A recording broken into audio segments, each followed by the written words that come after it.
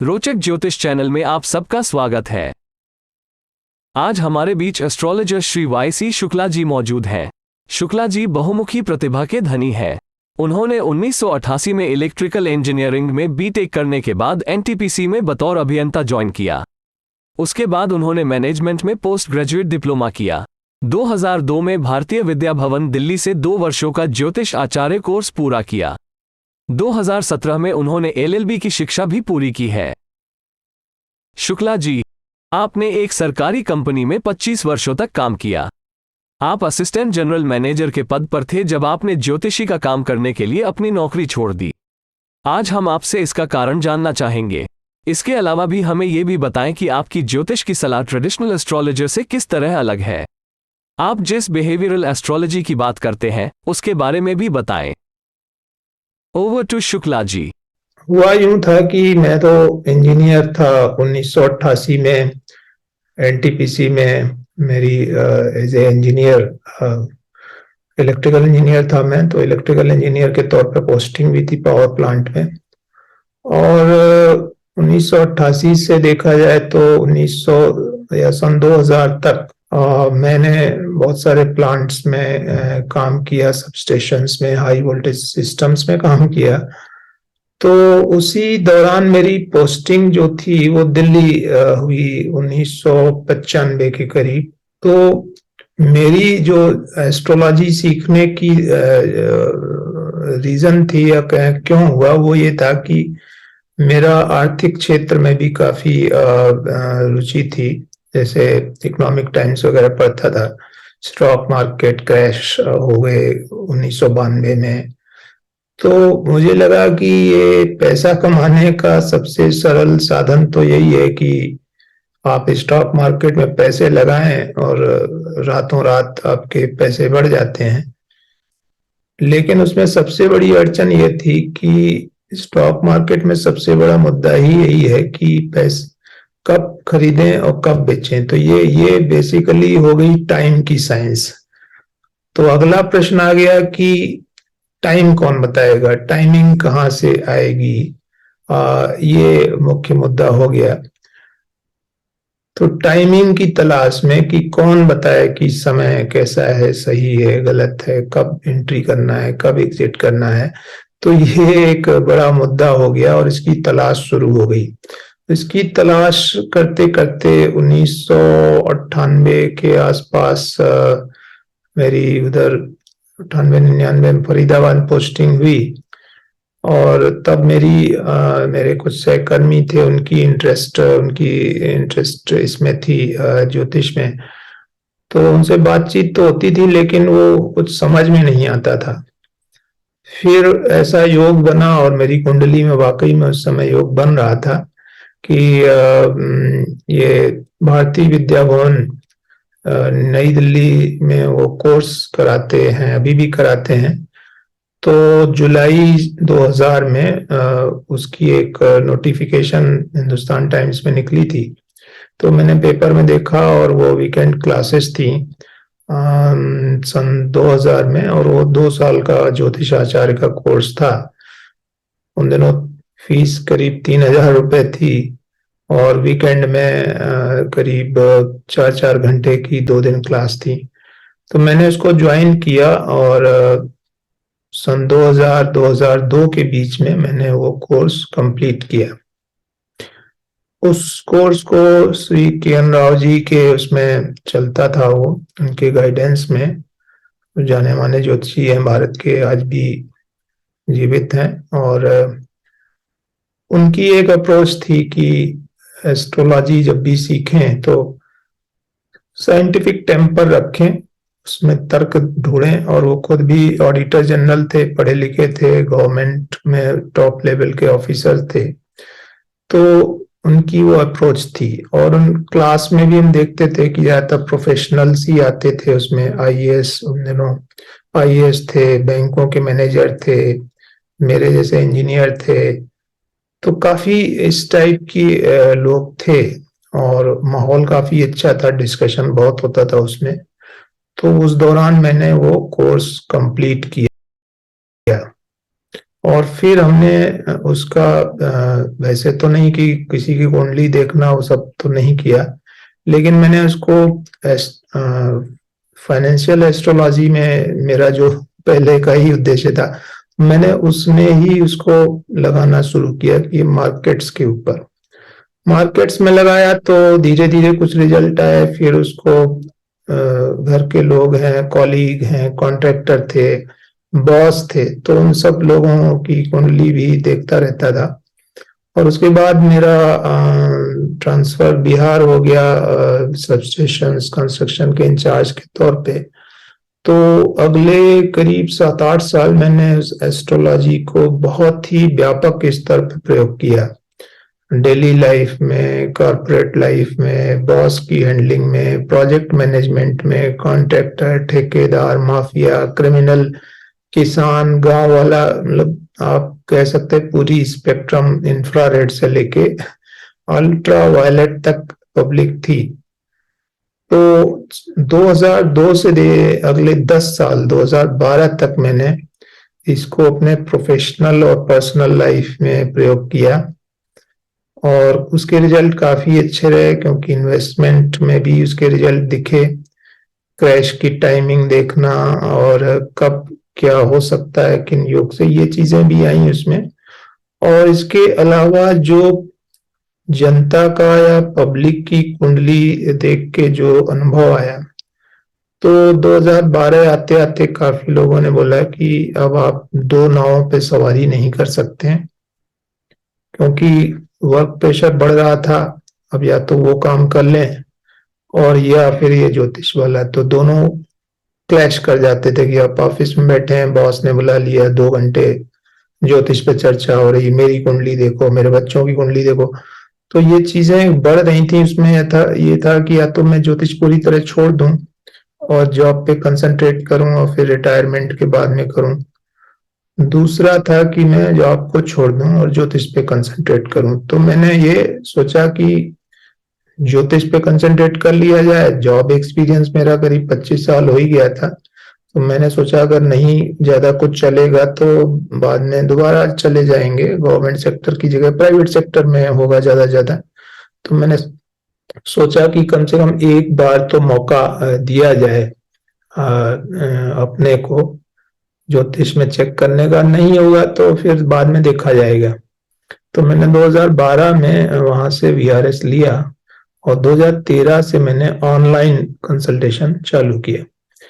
तो मेरे कंसल्टेशन में और बाकी के कंसल्टेशन में फर्क ये है कि मैं ये जो परंपरागत चीजें हैं कि आप अंगूठी पहन लो, इस मंत्र का जप कर लो, आपका सब ठीक हो जाएगा, तो मेरे पास ऐसे ही लोग ज्यादा आते थे जो अंगूठी भी आजमा चुके थे, रत्न भी आजमा चुके थे, मंत्र भी आजमा चुके थे और लाल किताब के टोटके भी आजमा चुके थे। तो मैं उस में बात नहीं करता था, क्योंकि वहां कोई तार्किक और कुछ व्यावहारिक वो नहीं है कि ऐसा होगा ही। तो मैंने अपनी जो कंसल्टेशन चालू की उसमें था कि भाई हम आपकी कुंडली को डिस्कस करेंगे कि आपकी स्ट्रेंथ वीकनेस क्या है, आप किस चीज में स्ट्रांग हैं, कौन सी आपके वीक पॉइंट हैं लाइफ में, और उसके हिसाब से आपकी क्या रणनीति होनी चाहिए सफल होने की। तो इसको मैंने नाम दिया बिहेवियरल एस्ट्रोलॉजी। मतलब आप अपनी जो डिजाइन है कुंडली के हिसाब से, जो आपकी दशाएं चल रही हैं, जो आपका ट्रांजिट है, उसके हिसाब से आप क्या करें और क्या ना करें, ये अगर आप इस पे ध्यान देंगे तो आपकी सफलता की जो चांस है वो ज्यादा होगी। तो ये मैंने इसमें अपने इसमें लाया था। और ये चीज मेरे ही जैसे जो कॉर्पोरेट में काम करते हैं, जिनको सोचने का भी टाइम नहीं मिलता है, वो उनको एक पर्सपेक्टिव देना उनकी लाइफ का, उनकी डिजाइन का, और वो अगर सक्सेसफुल हो सकते हैं तो कैसे हो सकते हैं, कौन सी चीजें उन्हें अवॉइड करनी चाहिए, कौन सी चीजों से बचना चाहिए, और कहाँ अपना एनर्जी टाइम फोकस करना चाहिए। तो ये मैंने इसको एक डिस्कशन टाइप का प्लेटफॉर्म बना है, जो कि वेस्टर्न एस्ट्रोलॉजी में एस्ट्रोलॉजर वहाँ कुछ लोग ऐसे ही करते हैं, जो लोग जेम स्टोन वगैरह नहीं रिकमेंड करते हैं। तो अगर आप तार्किक तरीके से समझने की कोशिश करें अपने को, खुद को, सेल्फ को, और मैं बताऊं कि ओरिजिनल जो ज्योतिष की शुरुआत हुई ऋषि मुनियों के टाइम में, वो स्वयं को जानने के लिए ही हुई थी। और वो आज भी सही है कि आप स्वयं को जानें, स्वयं को देखें। एक बार आपने अपने को जान लिया, दुनिया को जानने में आपकी जिंदगी चली जाएगी, आपको कुछ नहीं मिलने वाला है। लेकिन अगर आपने अपने को जान लिया, तो आपको पता है कि आप कहाँ खुश होंगे, कहाँ आप दुखी होंगे, क्या आपको सूट करता है, क्या नहीं करता है। तो फिर अपने लिए रास्ता निकलना ज्यादा आसान है, ज्यादा सरल है बनिस्बत दुनिया भर में आप भागते फिरें। इसीलिए बोला गया हमारे यहाँ अहम ब्रह्मास्मि कि पहले आप अपने को देखें, समझें, आत्मज्ञान करें और उसके बाद दुनिया का ज्ञान करें। लोग आजकल क्या करते हैं, लोग आजकल दुनिया का ज्ञान करते हैं और आत्मज्ञान नहीं करते हैं। फिर कहते हैं कि हमें तकलीफ है, हमें समझ में नहीं आ रहा है, स्ट्रेस्ड है। तो सबसे पहले अपने आप को जान लें। तो मैंने यही काम शुरू किया और ऑनलाइन ही मैंने इसको रखा, क्योंकि ऑनलाइन में क्या है कि आप किसी एक शहर में रहते हैं तो सिर्फ उस शहर के लोगों से ही आपको तालमेल, उनसे बातचीत होती है और बाकी लोग उसका फायदा नहीं उठा पाते हैं। तो मैंने शुरू से ही इसको ऑनलाइन रखा और शुरू में स्काइप पे था, फोन पे था, आजकल तो बहुत अच्छा है, जूम पे आमने सामने बैठ के बात हो जाती है। तो मेरा जो तरीका है वो करीब 1 घंटे का कंसल्टेशन हम देते हैं। 1 घंटे के कंसल्टेशन में आपकी कुंडली डिस्कस हो जाती है, आपकी बैकग्राउंड डिस्कस हो जाती है, आपकी जो क्वेश्चंस हैं उनका क्या हल हो सकता है आपकी दी हुई स्थिति में, आप जिस हालत में है उसके अंदर। तो ये चीजें मैं डिस्कस करता हूँ। 1 घंटे का काफी अच्छा इंटरेक्टिव सेशन होता है और वो पढ़े लिखे लोग हैं, जो वर्किंग क्लास है, एग्जीक्यूटिव्स हैं, ऑफिसर्स हैं, उनके लिए काफी अच्छा रहता है। और मैं इसको करीब 10 साल अब मुझे करते हुए भी हो गए, 2012 से। और मैंने देखा इसका काफी फायदा भी है और लोगों को हेल्प मिलती है। तो मैं यही मेथड है मेरा। मैं 5 मिनट 10 मिनट का ये बता दो, वैसा बता दो, वो नहीं करता हूँ। और 1 घंटे की कॉस्ट होती है, तो मेरी फीस भी तो जो 2,500-3,000 रुपए जो भी है वो उसी हिसाब से, और जो वर्किंग क्लास के लिए कोई ज्यादा नहीं है। अगर आप महीने में 50,000, 1 लाख, 2 लाख कमा रहे हैं तो ये फीस उनके लिए अफोर्डेबल है। हाँ ठीक है, जनता जनार्दन है जो 200-500 रुपए वाली, वो क्लास में न तो मेरी बात उनको समझ में आती है और वो चमत्कार के भी उम्मीद में रहते हैं, तो भाई वो उसको मैं अवॉइड करता हूँ। ज्यादा कंसल्टेशन भी नहीं ले पाता हूँ, दिन में एक दो, क्योंकि और भी काम है, वो एस्ट्रोलॉजी, फाइनेंस, इन्वेस्टमेंट, और मैंने लॉ भी किया हुआ है। उसके बाद में मैंने 2012 के बाद में मैंने 14-17 के बीच में LLB किया। तो काफी लोगों के लॉ से रिलेटेड क्वेश्चंस होते हैं, जैसे फैमिली लॉ है, डाइवोर्स का है, प्रॉपर्टी के इश्यूज हैं, उन सब में सिविल नेचर के, उनमें भी मैं कंसल्टेशन देता हूँ उसके साथ में ही। तो इतने सारे काम हैं, तो बहुत ज्यादा की भीड़ की जरूरत नहीं है। जिनको सीरियस डिस्कशन करने हैं, चीजों को समझना है समय देके, उनका ही स्वागत है।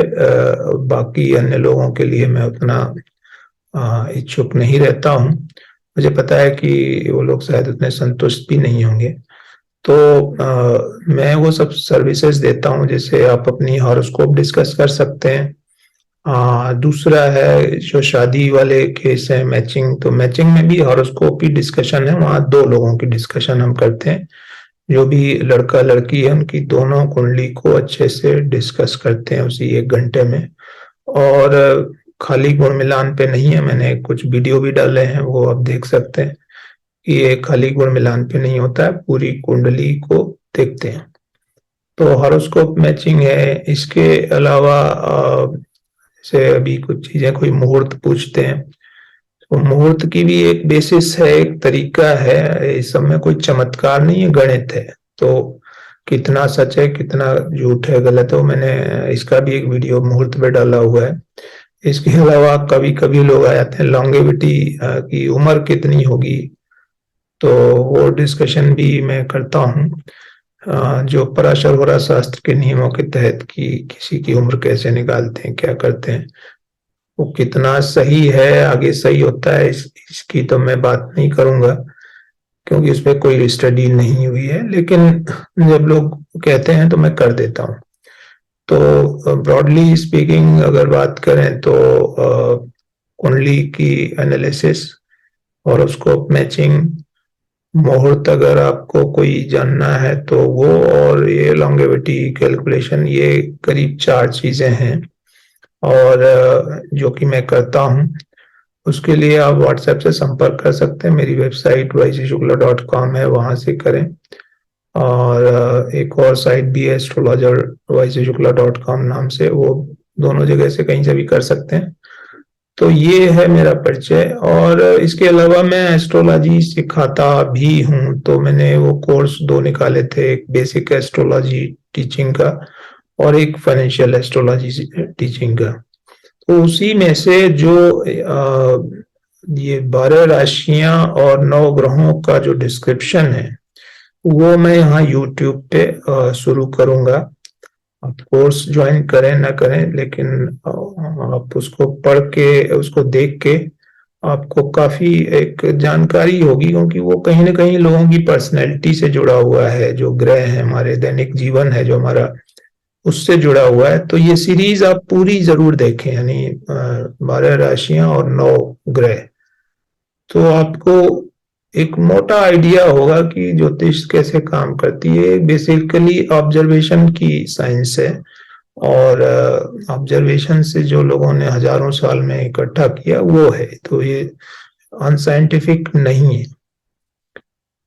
तो आशा करता हूं कि ये मेरा परिचय और ये चीज आपको समझ में आई। अब आगे मैं शुरू करूंगा सूर्य से, और सूर्य ग्रह के बारे में हम बताएंगे और उसकी राशि के बारे में बताएंगे। फिर हम चंद्रमा के बारे में बताएंगे, उसकी जो राशि है कर्क, उसके बारे में बताएंगे। इसी तरह से बाकी जो ग्रह हैं उनकी जो राशियां हैं और जो उनके असर हैं उसके बारे में हम एक एक करके लेंगे, और बहुत ही कहेंगे कि रोचक भाषा में उदाहरण के साथ। और मैं आपको कहना चाहूंगा कि मुझे इतने दिन से जो तरह से कहना चाहिए कि एप्रिसिएशन मिला है और जो लोगों की कॉम्प्लीमेंट्स हैं वो इसी पे हैं कि आपके बात समझ में आती है, उदाहरण सही रहते हैं, तो वो चीज मेंटेन रहेगी। रोचक ज्योतिष का मतलब चीजें रोचक होनी चाहिए, आप किसी भी बैकग्राउंड से हों आपको बात समझाई जा सके, इस उद्देश्य से ये वीडियो बनाया जाएगा। तो दोस्तों चैनल पे आते रहिए, एक एक करके ये मैं चैनल पे डालूंगा और अगले 1 महीने में ये सभी हो जाने चाहिए। चलिए अब आगे बढ़ते हैं, और आज के लिए ये एक इंट्रोडक्शन था कि क्या हम करने वाले हैं और क्या इसमें हम रखेंगे। आप लोग चैनल को सब्सक्राइब जरूर करें जिससे जल्दी से जल्दी 1000 सब्सक्राइबर हों, और चैनल पे आप इसको हर वीडियो को लाइक करें। धन्यवाद, आपका दिन शुभ हो, फिर मिलेंगे। Subscribe now. Subscribe now. Subscribe now. Subscribe now. Subscribe now.